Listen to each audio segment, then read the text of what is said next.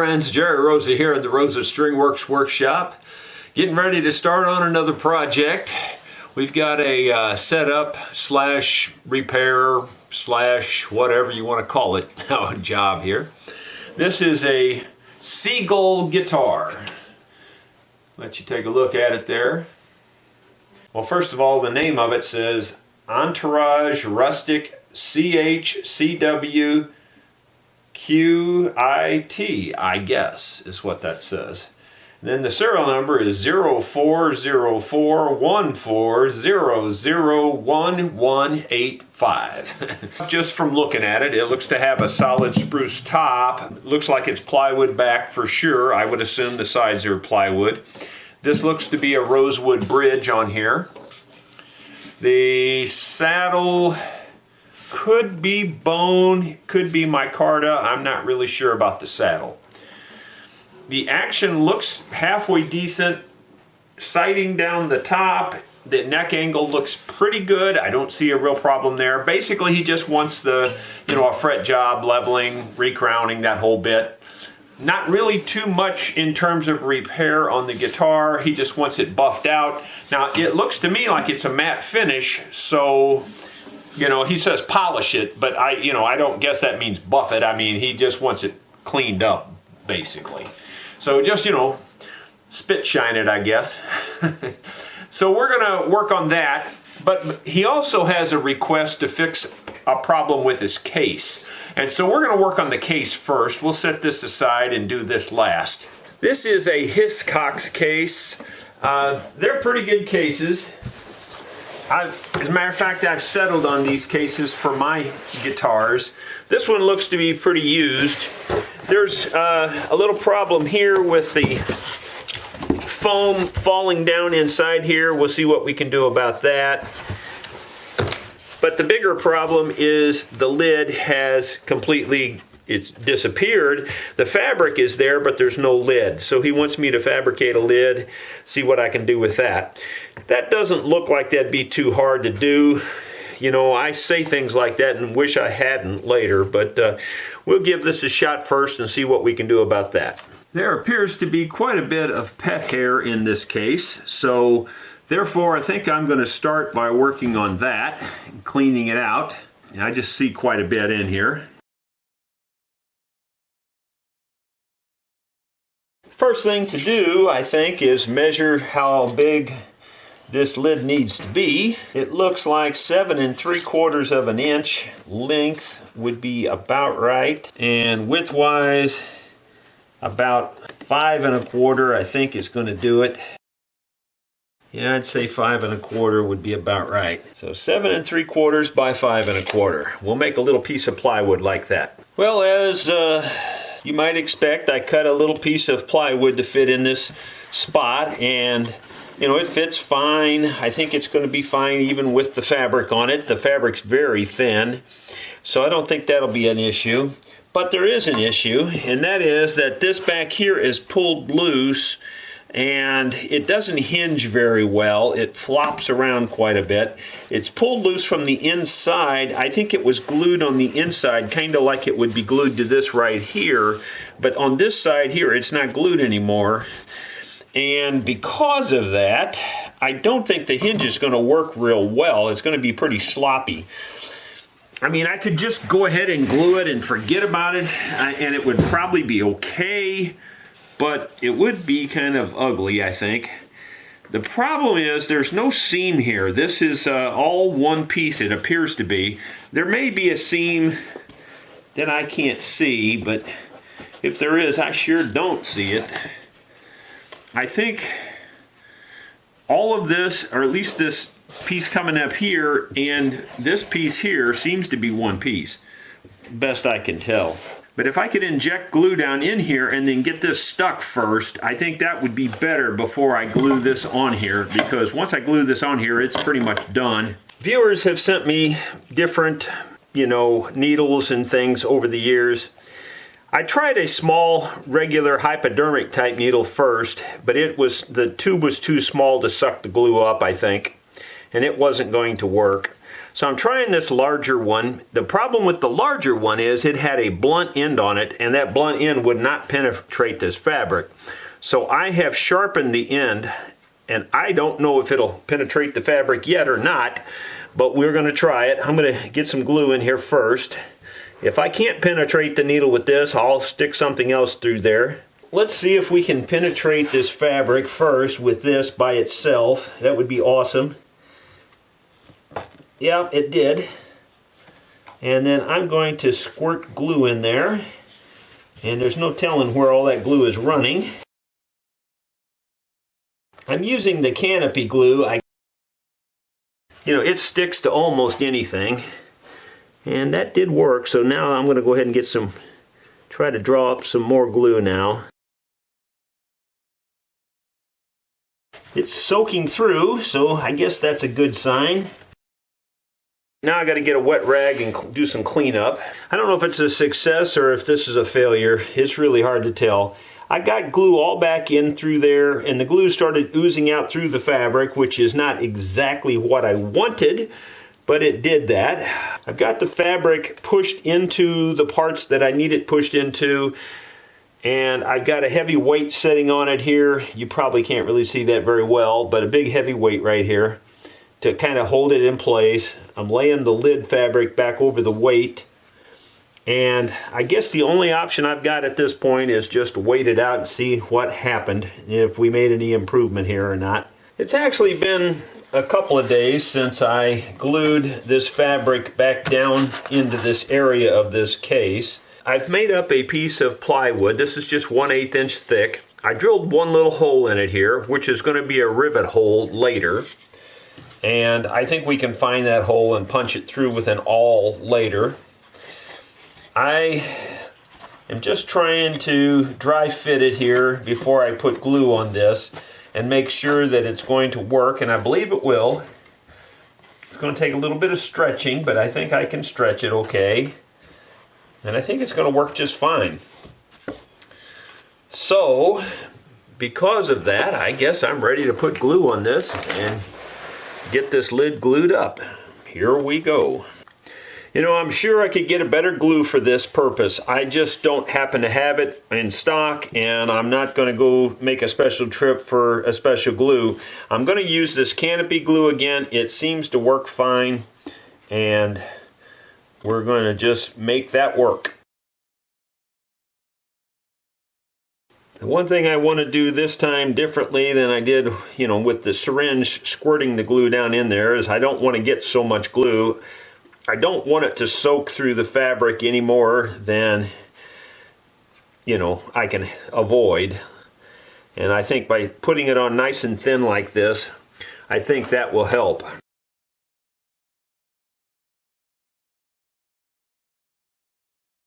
I don't claim to be a case expert or a restoration expert or anything, just more or less just using common sense.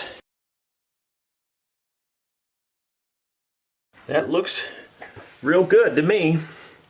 I think we've accomplished our mission. Like I said, I got one little corner there that didn't get covered. I think I'll just take some red marker and color it right there, and you won't hardly see it anyway. But at least it's going to be functional.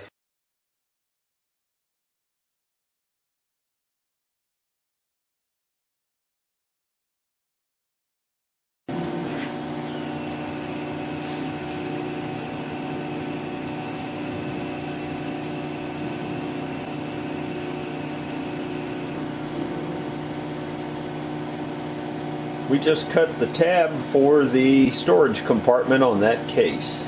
And there's what it turned out like after we cut it out.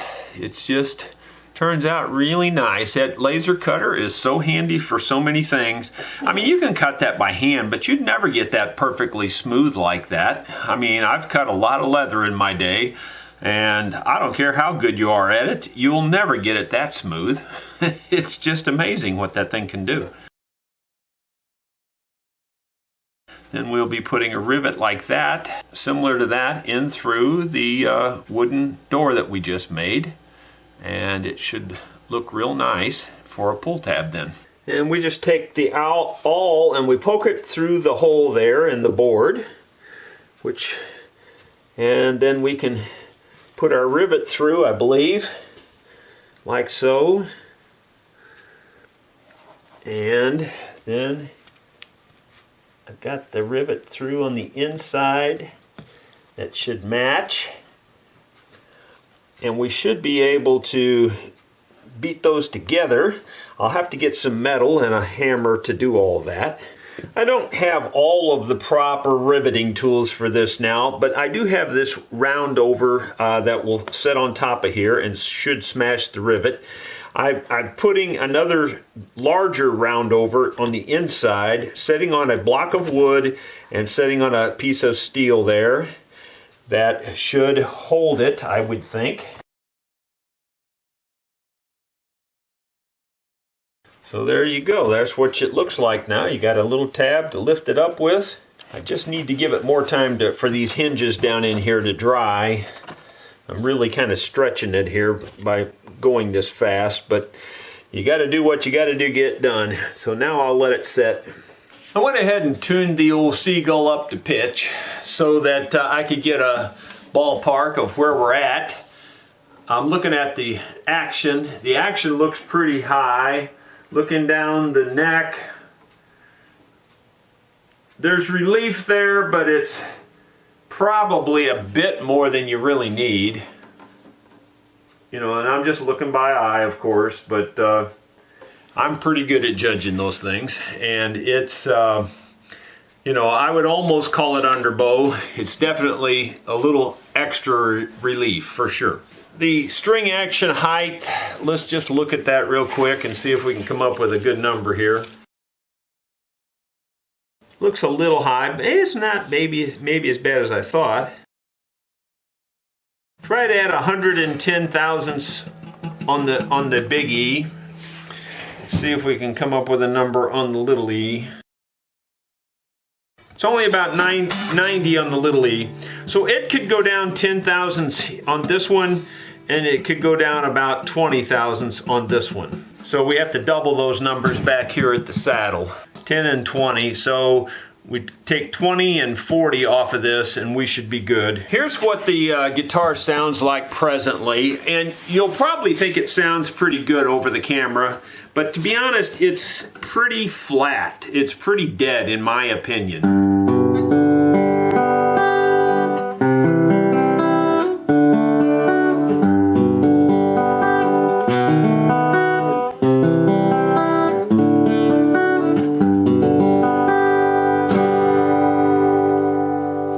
You know, it's okay, it's not terrible, it's just not great either. It's an acoustic electric, and I think electrified this thing would sound pretty darn good. Acoustically, you know, not so much. I'd only give it maybe a 6 out of 10 on the acoustic sound in my book. I doubt we're going to improve that very much, but we might improve it if we change this saddle out to an antler saddle, and it certainly won't hurt it for the electrics either if we did that. But for sure, you know, we'll do a fret leveling and we'll lower the action just a little bit. I've already turned the truss rod about a quarter of a turn. I'm going to turn it just a little bit more. So that's, almost a half a turn there probably. And it's fairly snug now, so it was kind of loose. So I think that should probably do it. I'm going to look down it to make sure I didn't change the bow. Well, it's pretty flat, and if anything now, right at the moment, if anything, there's a slight overbow. But that'd be about right by the time we pull the tension back into the neck. I mean, it's pretty darn flat, but if anything, like I said, it's just a very, very, very slight overbow. So we're probably just fine there. I'm going to go ahead and level the frets. Okay, at first feel, it feels good. I don't feel anything offhand. I mean, like I can usually feel it on the very first slide if there's a problem. It feels pretty darn good. A little bit of dragging, but not very much.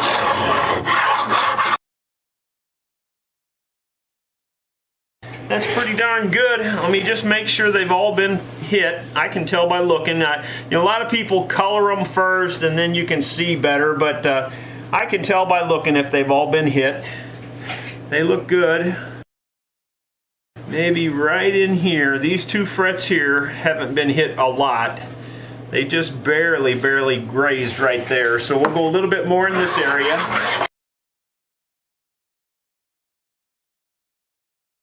Okay, we'll go over them with a recrowning file very lightly. We won't need to do much.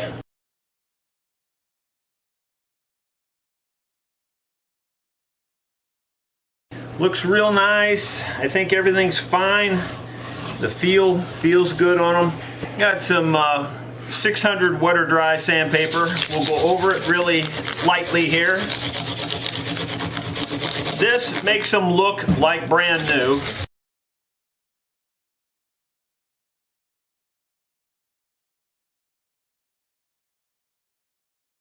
Well, that looks real nice. The thing that will make it look even better will be to put the linseed oil on here.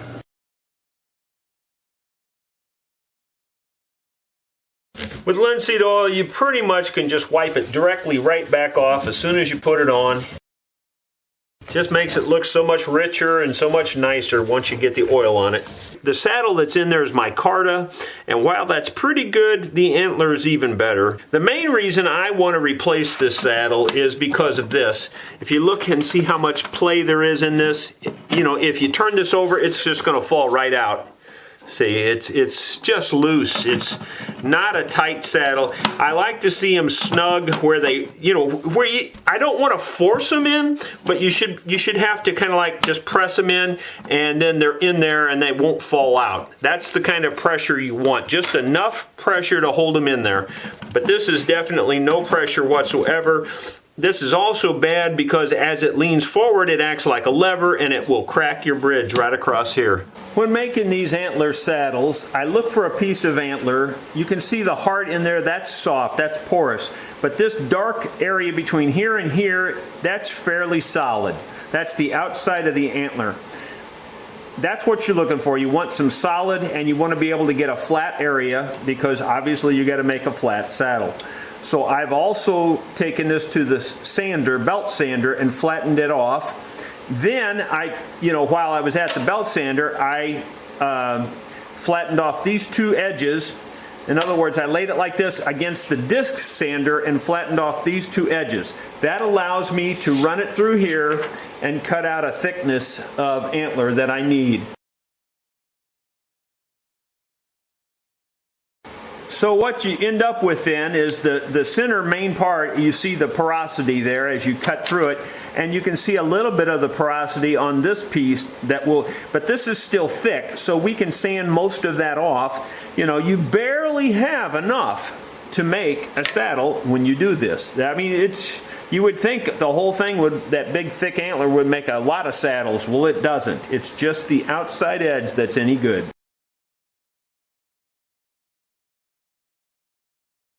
That gets me kind of squared up for pushing it through my thickness sander. Now that we've got it relatively squared up, we can start putting it through the thickness sander. First thing I do is I set the table to the height of the antler so that it just barely clears. I open up the dust collection, turn the dust collector on, and start feeding it through.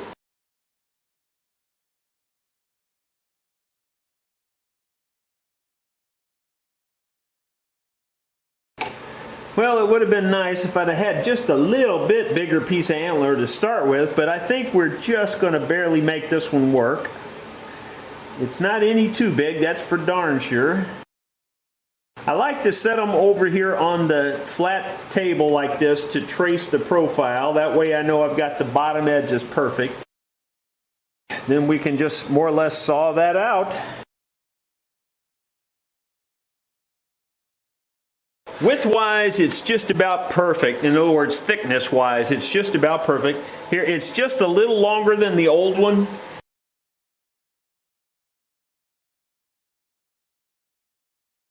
That ought to work pretty well. Let's go test that one out. As you can see, the saddle is fitting down in there, and it Seriously, looks like it grew in there. There's no gap anywhere. There's no play whatsoever. You can move the whole guitar with it. You could probably pick the guitar up with it, yet it's not that crazy tight. It's, you know, I had to push it down in there a little bit, but it just, you know, 2 fingers can push it right down in there, and that's what you want. You don't want to have to force it down in there. You want it to slide down in there. The one thing I like to do is take a fine pencil like this and go right along the top of the bridge and trace it so I can look at the profile then and see to make sure that it looks like it's going the full depth. You know, and if you look at it there, it looks like it's going the full depth. Now there is a pickup in this slot, so this is sitting on top of that pickup. That's another reason why you want this very tight. You don't want it slopping around on top of that pickup. That just is just a bad thing for your acoustics. It's a bad thing for your pickup, everything. So this will be a much better saddle for the pickup as well. So now I can take 40 thousandths off the bass side, 20 thousandths off the treble side, and we should still be fine. I'm going to double check my measurements here off camera and just make sure before I do take that off. Okay, by my calculations, we're about 5 thousandths thick on this end. The way I do this is I just take a black Sharpie like this and I just mark the bottom area on each end like that. I need to take 40 thousandths off the bass side. I set this at 45 thousandths because we were about 5 thousandths too tall on this saddle compared to this one. So this should give us just about exactly what we want. I just scratch across here, and it's a very fine little white line that maybe the camera will pick up. And I can see that when I go to the grinder, I grind up to that white line. On this side, we only need about 20 thousandths, and I've already checked this, and we're only about 1 or 2 thousandths big, so I'll try to set this at about 21 or 2 thousandths, somewhere in there. Not that it's going to make much difference. There's 22 thousandths, so we'll try to mark that off here. One comment was I should give these measurements in 64ths or 16ths or whatever. You know, a 16th is 64 thousandths. I just marked off 22 thousandths. So, you know, you can't give them in those kinds of measurements if you want to be precise. You have to give them in thousandths. And you really have to measure these things on instruments in thousandths, in my opinion. You can do them other ways, there's no doubt, and you could get the job done. But if you really want to be precise, get yourself one of these deals and measure it in thousandths. There you go. So now we'll just go over to the disc sander, slide this in until those 2 lines just disappear. The 2 lines are just the slightest bit visible still, so that should put us right where we want to be.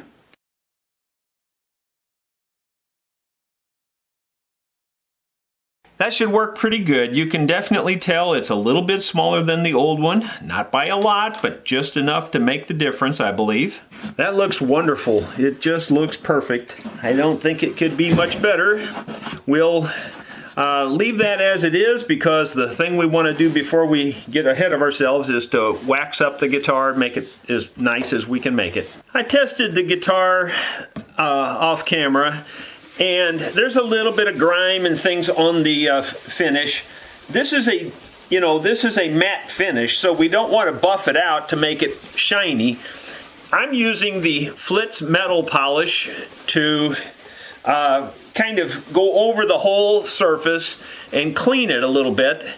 It takes off any dirt and grime. It's a little hard to see, but there's some darkness around the edges that you can see where it's cleaned that off. It's got just enough abrasive to get anything off of the surface. It'll get rid of any little minor scratches, but we're not going to really be buffing it out, so to speak. All right, so that kind of knocks down the back there. And let me just wipe this all off real good. Yeah, that's nice. You can tell the difference, there's no question, and it's really slick and smooth now. And now I will put the Renaissance wax on there. I got a comment from a viewer just the other day about how wonderful the Renaissance wax is. So thank you for that comment, and they swear by it now. I think the stuff is very good. I think it's better than your liquid polishes by a long shot. And I think it's better acoustically. And then when you put the Renaissance wax on, you want to kind of just, as you're putting it on, you kind of want to rub it in real good. A little bit goes a long way. You don't need a lot of it. This rag is pretty saturated with it. And then you can just buff it right off, right back off. You don't want to wait a long time before you buff it off. And that's true with any paste wax. This stuff is a little more forgiving than most paste waxes, though, I will say that. Wow, that's nice. That's slick now. We'll do the sides and then we'll do the top last.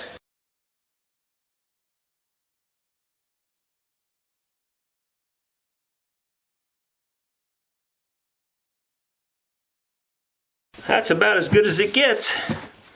Let's string this baby up and see what she sounds like. Okay, he's got elixirs, and these are extra light. It says 10 to 47. Which I think is a good choice for this guitar. I think extra light is a good choice. This has a slight bevel to the end of these, which is what I like to see. I'd like to see a little more than that actually, but I think these will be all right. I've shown my stringing technique many times before, but since we are stringing it up, and this could be your first video you've seen, I'll show it again. This is a much faster way to string, and it winds the strings properly. Everything about this is a good way to do it. So basically you put it on here, you pull it up tight around the post like this, you go around over the top of the post, over the top of the string, just like, like would be natural. And you go around it 1.5 times like that. And then you come back through over the top of your strings and you pull it up tight. And there's no need for a string winder at all because you're already tight. It's just the perfect way to put on strings. It really is. See, you're already tight. And your string is wound down the post because the first wrap was on the bottom and you keep wrapping up, which winds your string down the post. That's what you want. My side cutters, I just lay them flat on top of the post and cut off the wire even with the top of the post. It's a very simple process. It's very fast. You can't hardly do it any faster than that.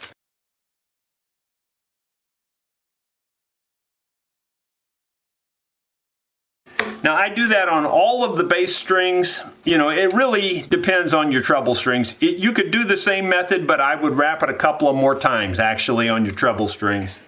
Okay, let's look and see what our action is at the 12th fret again. I'm pretty sure it's lower, no question about that. 85 thousandths, so we're about 5 thousandths lower than I was shooting for. And on the little E, we're about 75 thousandths roughly. The action down here, I don't even have to measure it. It's very low. I can tell for sure it's below what I would normally set them at. And as long as it's not buzzing, then it's fine. It's definitely very low.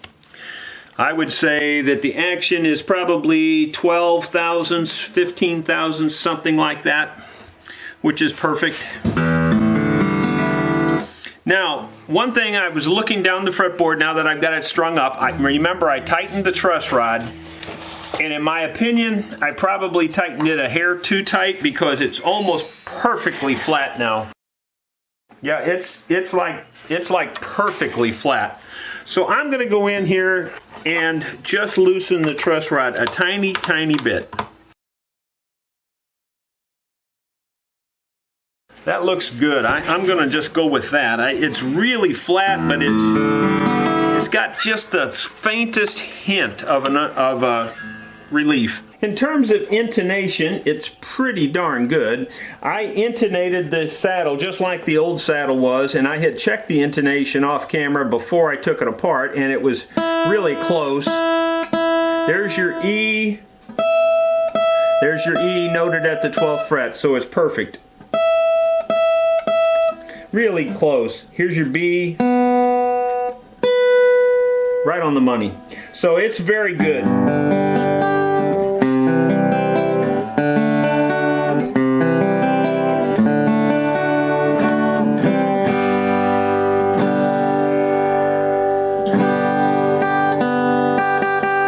Tell you what I'm hearing. I get this question a lot. You know, people say, you know, the string sounds slightly muted. It doesn't sound right. It's not ringing clear like the other strings.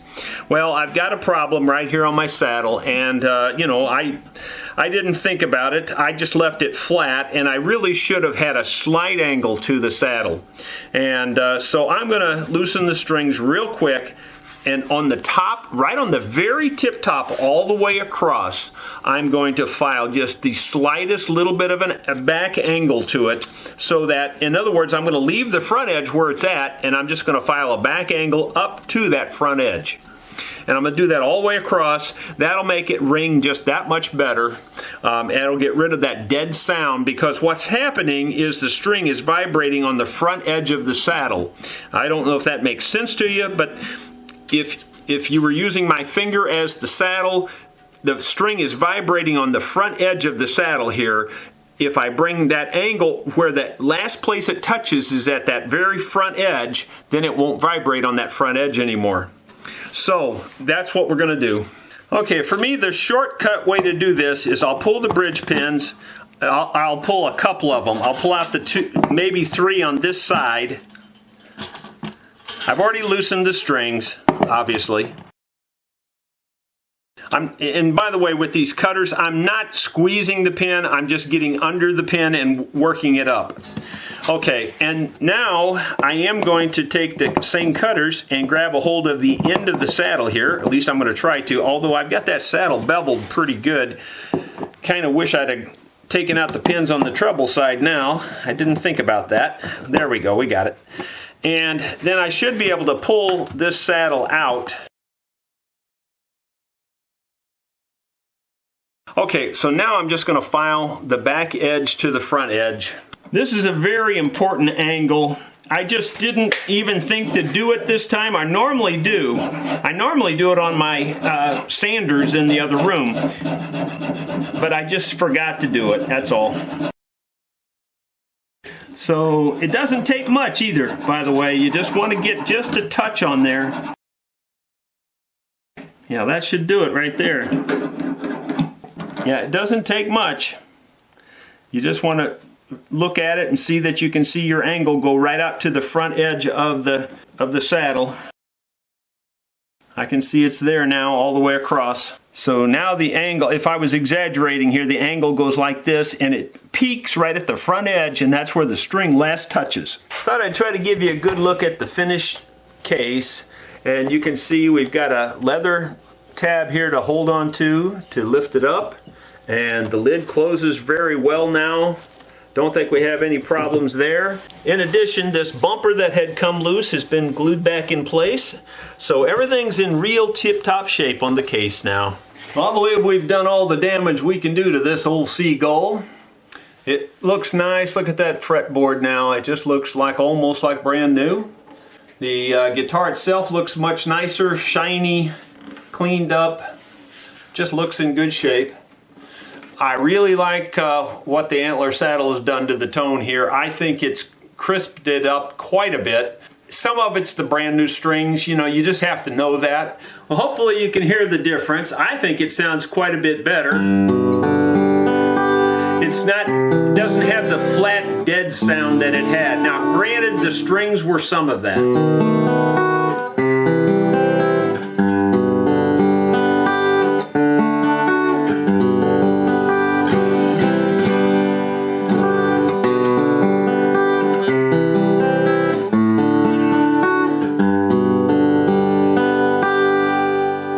Well, I hope you enjoyed this little setup video and case repair video.